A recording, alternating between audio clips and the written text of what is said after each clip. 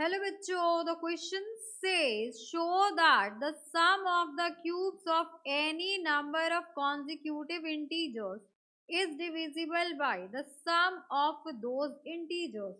तो यहाँ पर इस क्वेश्चन को सॉल्व करने के लिए हम की कंसेप्ट यूज करने वाले हैं, that is sum of cube of first n natural numbers, that is 1 cube plus 2 cube plus 3 cube and so on up to n cube is given by n square 1 plus n whole square upon 4. तो यहाँ से हमारे पास formula आ गया कि ये cube का सम होता है। अब यहाँ से देखिए क्यूब का सम आ गया, एंड अगर हम sum of first n natural numbers की बात करें so this is equals to n plus 1 by 2, ये हो गया। अब हमें ये शो करना है कि ये जो सम है इससे डिविजिबल है, तो हम यहाँ पर कह सकते हैं एस एन से रिप्रेजेंट करते हैं, तो S N is equals to 1 cube plus 2 cube plus 3 cube and so on plus n cube, which is equals to n plus 1 into n plus 1 divided by 2 into divided by 2। अब यहाँ पर देखिए इस format में क्यों लिखा गया।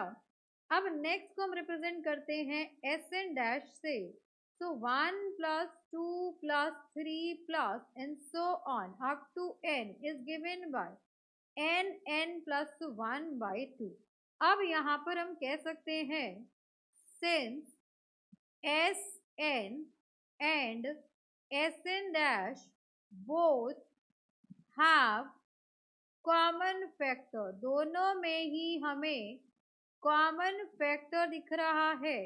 तो कॉमन फैक्टर क्या है आपके पास, that is n plus 1 by 2, therefore Sn is divisible by Sn dash। जब भी दो नंबर्स में हमें कॉमन फैक्टर मिल जाए, देखिए यहाँ पर ये भी सेम है एंड ये भी सेम है, तो कॉमन फैक्टर मिल जाता है तो आपका नंबर डिविजिबल होता है।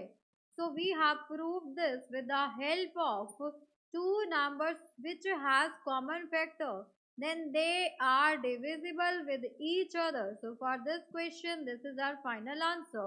Hope you understood it very well. Thank you so much. Best of luck.